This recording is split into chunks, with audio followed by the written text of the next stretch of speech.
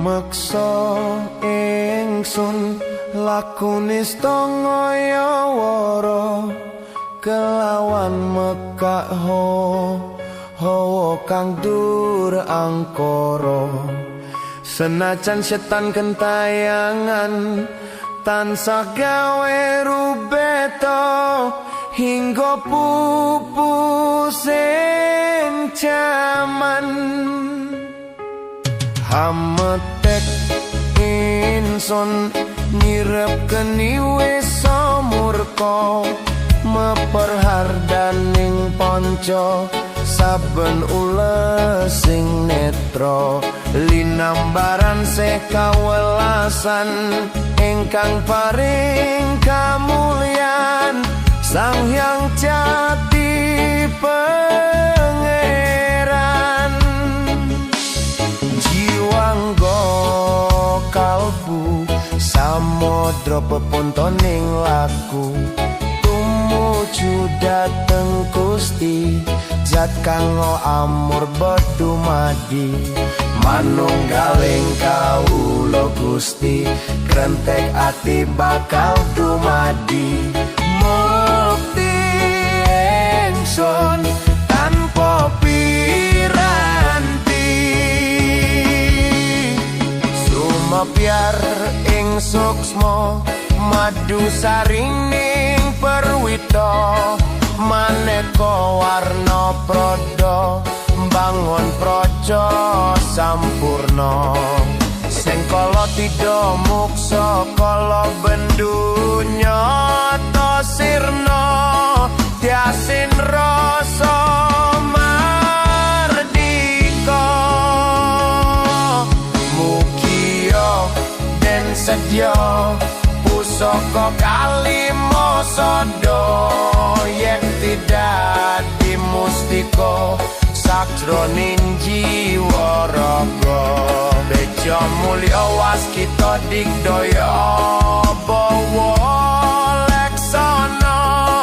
biar manjing sigra apu sepuh wutuh tan kena iso panelu gagah bunga sumringah dadar ing wayah-wayah satriya tata sembada wiratama katon sewu kartika ketaman wahyu kala seba memuji ingsun kanthi suwita linuhung segara gondo arum suhrep dupa kumelun ginulan niat ingsun hanggedung sabda kang luhur titahen Sang Hyang Agung rembesi tresna tandha luhing netra rasa rasaning ati kadya tirta kang suci kawistara japa mantra kondang dadi pepadang palilahing Sang Hyang Wenang nuwa dewa jawata talisantika bawana prasita sitikara ing sasana asmara laya Srinarendra kala seba winisuda ing kekana datan gengsir sewara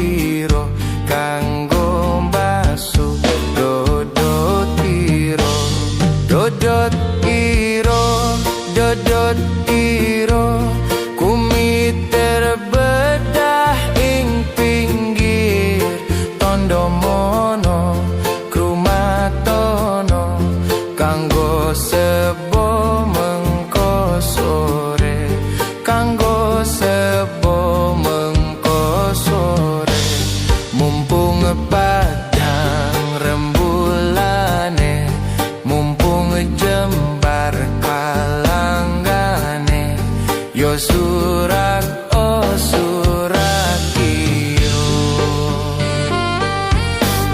rasa tuwa cipta bisa dadi sarana blengket beda sing ono sastra gendeng karito sastra gendeng karito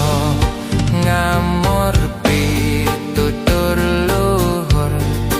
lan budaya misuwur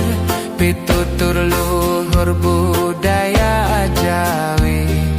dadya pangiring ira muga dadya pangiring ira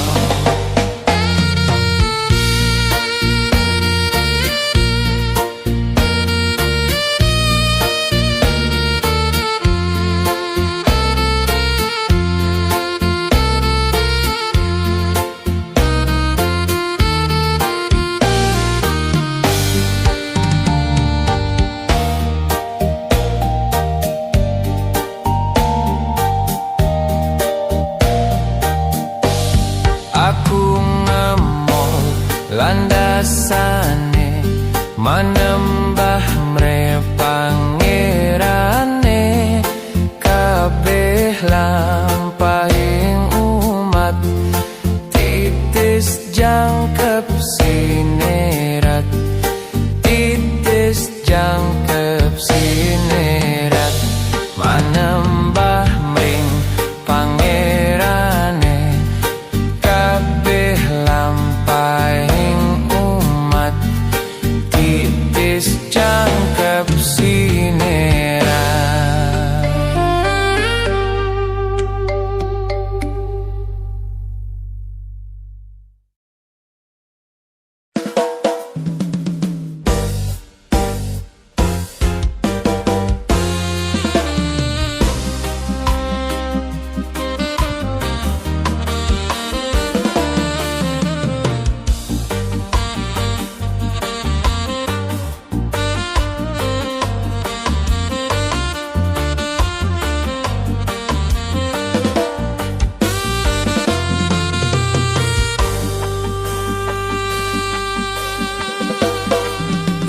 lengser wengi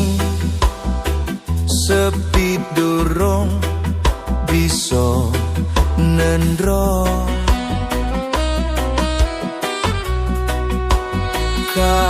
kakoto mring wewayang kang rindu ati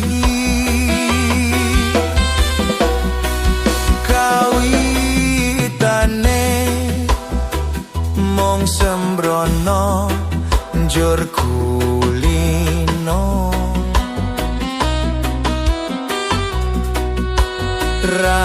rangiro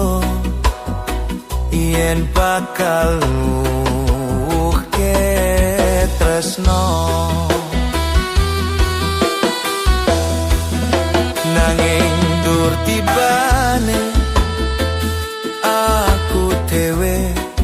kang nemahi nandang bronto kadung loro sambat-sambat sopo rina wengi sing tak puji aja lali janjine muga bisa tak ugemi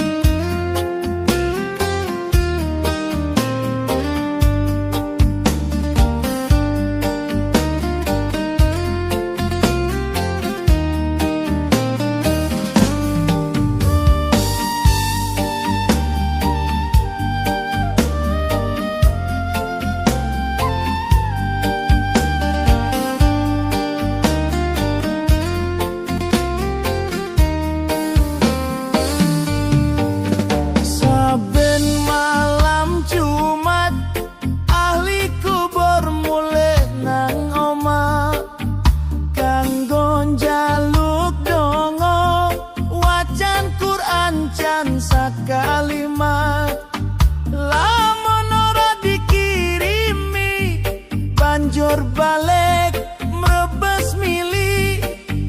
balik nang kuburan mangku tangan do tangisan. Sholli wa salim daiman al-ahmada,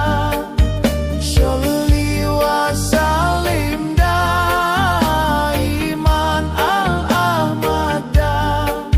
wal ali wal asyafi man qad wahada, wal ali wal asyafi man qad wahada. Kabeh coto menangge anak turunanku, kowe ora wirang padha mangan tinggalku. Lamun aku bisa balik ning alam donya, bakal tak ringkesi donyaku sing isih ono. Sholli wa salim daiman al-ahmada, Sholli wa salim daiman al-ahmada.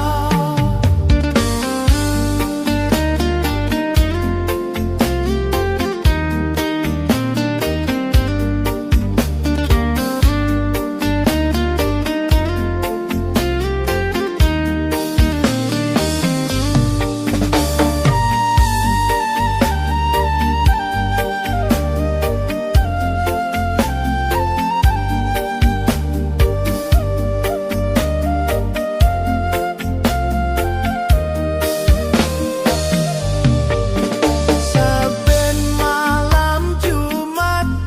ahli kubur mulih nang omah, kanggo njaluk donga wacan Quran jan sakalimat. Lamun ora dikirimi banjur balik mrebes mili, balik nang kuburan mangku tangan do tangisan.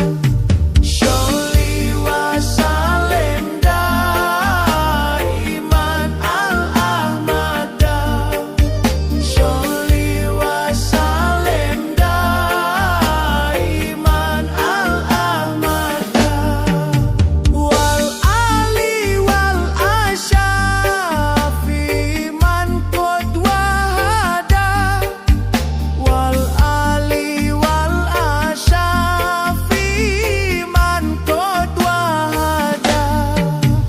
Kabeh coto menangge anak turunanku, kowe ora wirang padha mangan tinggalku. Lamun aku bisa balik ning alam donya, bakal tak ringkesi donyaku sing isih ono. Sholli wa salim daiman al-ahmada, Sholli wa salim daiman al-ahmada.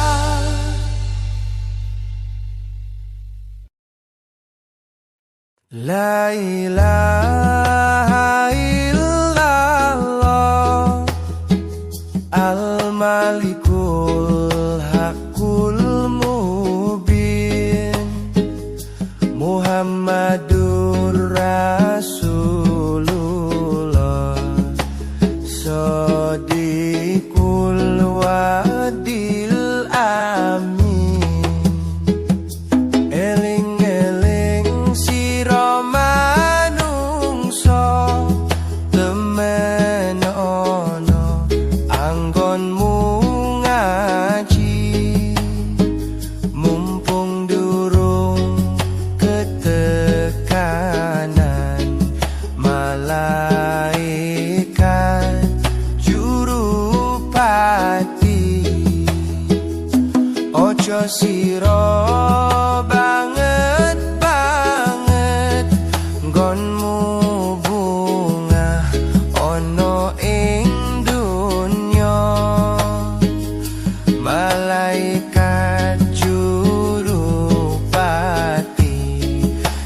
lirak-lirik marang sira panglirike malaikat arep njabut nyawa nira oleh njabut angenteni dawuhe kang maha suci sawise didhawuhi banjur tanda karo kondo aku iki mung satermo sira ora kena semoyo luwih lara luwih nelongso rasane wong mlebu neraka klabang kuris kala jengking klabang kening ulo kemuni rantek geni godhok geni jawisane wong durhaka jong gemampang dawuh pangeran jong gemampang tinggal sembahyang la ilaha illallah al-malikul haqqul mubin Muhammadur Rasulullah Shadiqul wadil amin.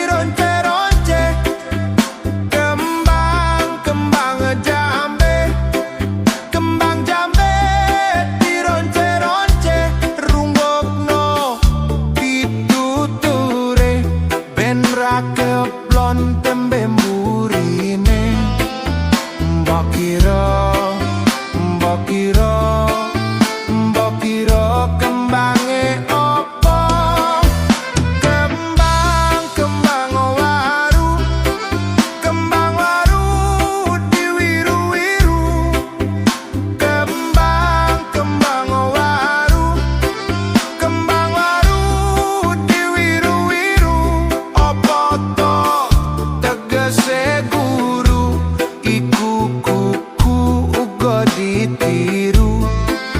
Mbok kira kembange opo?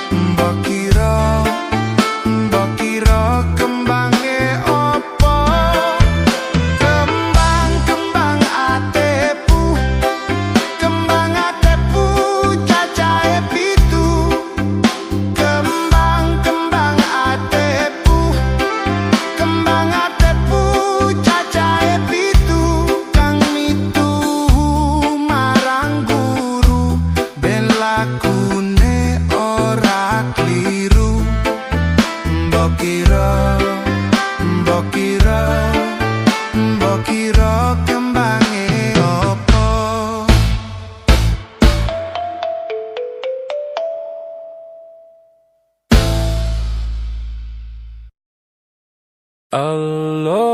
Allahumma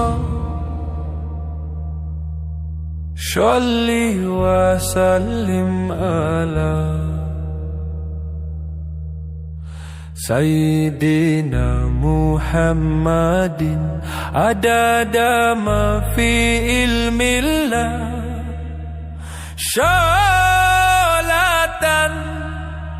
daimatan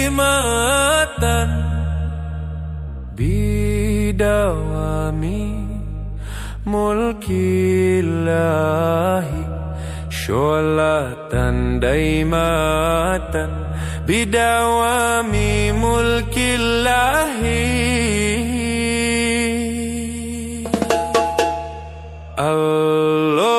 Allahumma sholli wa sallim ala Sayyidina Muhammadin adada ma fi ilmillah sholatan daimatan bidawami mulkillahi sholatan daimatan bidawami mulkillahi.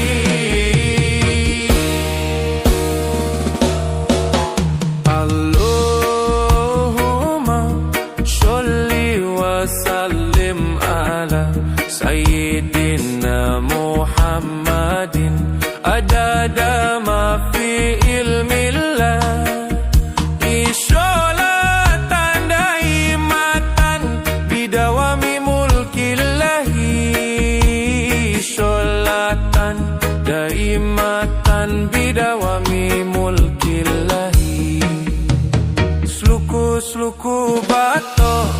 batok ilo siromo menyang solo le oleh payung muto